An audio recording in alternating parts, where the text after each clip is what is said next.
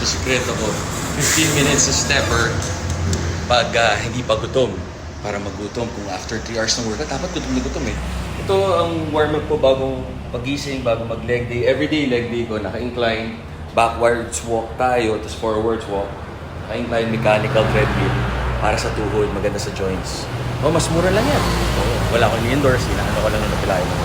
And then ngayon, medyo iba na yung abs, mas labas na siya. Parang bumaba yung body fat. Mag-bike ako ng kaunti. Kasi si Mami, tsaka si Sarina, namalengke, binili ako ng paborito kong suman, tsaka kakanin, tsaka biko, tsaka ginataang bilo-bilo.